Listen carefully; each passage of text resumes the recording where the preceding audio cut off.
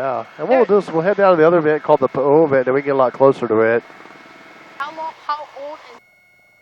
Well, 400,000 years ago, it came up out of the ground. Is that a road? It is, yeah. Yeah. It used to be anyway. Used to be able to drive to the edge, Alex, and then it collapsed. Yeah.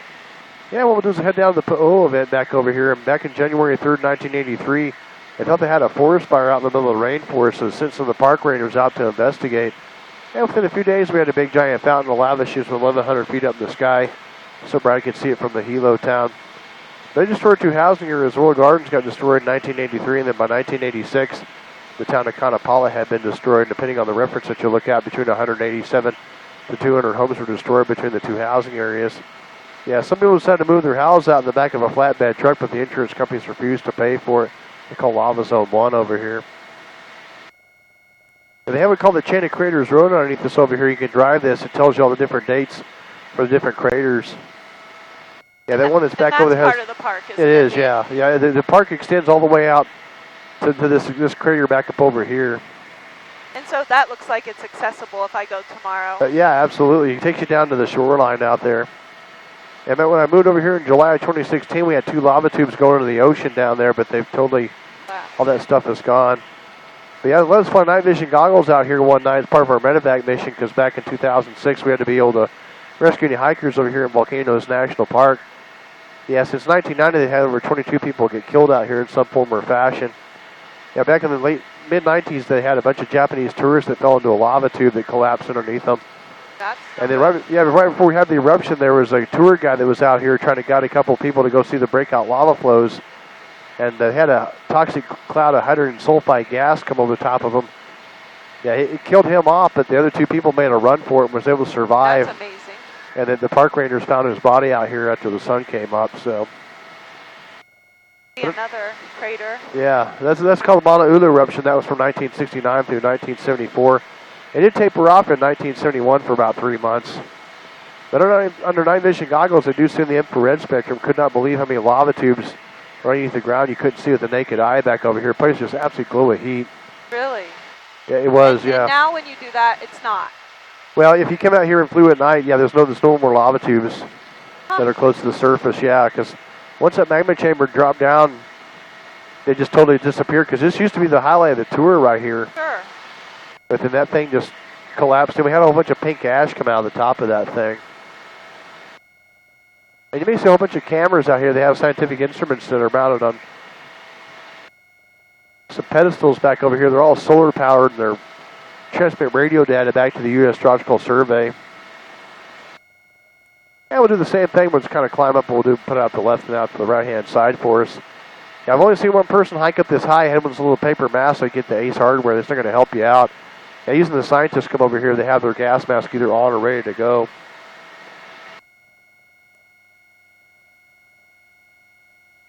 And so we can assume that the other islands would have looked like this once upon a time. Exactly, yeah. Even Kauai, which it's all been washed away and a lot of erosion over there. Yeah, there's another island that's off the bottom of the ocean out there. It's going to take about another 100,000 years for it to come out to the surface. Yeah, the lava lake used to be up at the top of this thing. We used to come out here all the time. Then April of 2018, totally disappeared. Yeah, it kind of creates a little bit of weather system. You can see that rain moving in over here. Yeah, we're going to be at about 3,500 feet above sea level, so all that moisture has to climb up that high. They call it adiabatic cooling, so for every 1,000 feet you climb up, you lose about 2 degrees Celsius, causes the temperature and dew point to collapse in. Notice, boys and Sean, that this lava flow is starting to colonize plants.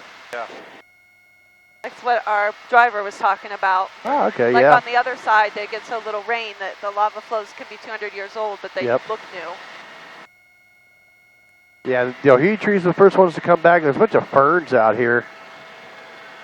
And the ferns, they can absorb water through their leaves, and they can also tolerate the sulfur dioxide out here. Matter of fact, all those dead trees out the right-hand side, that's from all that sulfur dioxide from the prevailing winds up over here. Is there always sulfur dioxide, or just because of that eruption? Yeah, always is, yeah. There's trace gases. They said we got the lowest sulfur dioxide levels since pre-eruption back up over here. But that's what you were smelling. You can still smell it. Yeah, we're going to get on the backside over here. The winds are actually coming out of the southeast now because that little weather system's kind of So moving what's through. coming up out of it? Just steam? Yeah, it's steam, hydrogen sulfide gas, and sulfur dioxide. And the cloud deck's high enough we can climb up here a little bit. I'll go ahead and see Count Apollo. Cool. Yeah, the weather was kind of like this at nighttime, but by the time we got up here, our crew chiefs were just absolutely terrified out of their minds. I was having a good time because who gets to fly at an active volcano at nighttime? Oh. Yeah, it's one of the National Guard pods that are handing the mission over to us. That's why we had to come out here. Yeah, we'll just kind of climb up over here before these little poofy clouds get here. It's about 700 feet deep down in there. Yeah, I took one of these tours in 2003 when I packed my car container and we found a VCR tape from our tour. And the pilot was going all the way around the backside of the crater, so it smelled really bad. So you'd hold her nose saying it stinks in here. So what's the name of this crater again? It's called the Po'o event. Po'o event. Yeah, Po'o event. Yeah, it's like a PU, Don, are you a getting hyphen. a really good video of this one? Yep, got it. This is amazing. Boys, can you see down in it? I'll turn it around. Okay. Yeah, we're going to put it on the right-hand side here. You see why I always wanted to do this? Yeah. Yeah, you never hike out of here. It'd be No. quite the adventure to get out Have here. you seen one hiker out here ever? One time, yeah, he had those little paper masks like at the Ace Hardware. My. Yeah, usually the scientists come over here, they come out by a contract helicopter and they wear orange jumpsuits. And that way they can be seen from the air just in case they get disoriented. That guy's just out here hiking with a paper mask on. That's crazy. Absolutely. I know. How many times have you already done this today? 3? This is my third tour, yeah. Yeah, we Right. got some valley tours in the afternoon, so. But like, are you fine? Oh, look at that. Yeah, you never Lava get tired flow. of this. That's what I was going to ask Yeah, you. you Like, get- I know we're all like, Yeah. well, it is incredible. Well, you know the There's weird thing solar in that? panels. Do you see the layering in there? Yeah. It yeah. almost looks sedimentary. Yeah, is like that just it's different repeated lava flows. Yep. Okay. They kind of stack up on each other. And Look we'll at just- the Pahoehoe down there. Yeah, we'll break station back over here and we'll head over with the old town of Kanapala. We'll head down the shoreline. Do you see how it looks like dried candle wax and all ropey? Yeah. That's called Pahoehoe. Yep. Yeah, how that guy got up here, he had to walk all the way down from the bottom of the poly down there. And we aim for the old town of Kanapala out there. There's a bunch of people living in school buses and car containers out there. Look at all the littler craters here Yep, those are all lava tubes down there. that have collapsed. Yeah, you can see a bunch of ferns down there. Yeah, a lot of these lava tubes are just full of ferns as well. So you think that at this point, this is all just last year, the 2018? Oh, no. No? This is Okay. all from 1983 all the way out to the present. Jeez. Unbelievable. I know. Yeah, well, Look, even the town out there. It even looks, I just am seeing things. The orange I'm seeing, is that just iron, not It is, hot? it's just iron, Yeah, yep. okay. See the ferns though popping up. Yeah. It's incredible to me that any plants can colonize right there, Yeah. right now. Yeah, Have you had anyone today that was as science excited as I am? They looked at the window, but they weren't science excited. Yeah. I might be your best. I might be your best passenger today. Yeah, I think so. Yeah, I'm 'cause going to win the award. yeah, a lot of times they just sit there, like the guy that got on the previous tour that were from Bolivia. He slept 90% of the tour. No, he did not. He slept. Yeah. Oh my. Oh. I- Maybe he had a little too much to drink the night before. I don't know. Yeah, I That's wouldn't say anything, terrible. but I thought maybe he had expired or something. It's like, uh-oh, well, maybe we shouldn't say anything. But So he's going to be dead at the end either way. yeah, Yeah, he is. I wanted to ask the wife, like, does he usually sleep this much, or is he okay? Can you take his pulse? I don't know. I just yeah, there's a bunch of people out here living in car containers and school buses out here in the town of Kanapala. Since the weather's kind of pushing us down there, we'll kind of overfly it. Yeah, living in a car container is pretty smart because the hurricane force winds are going to knock it down. Earthquake's not going to knock it over. If you leave for the day, just put a big giant padlock on your door. Where at?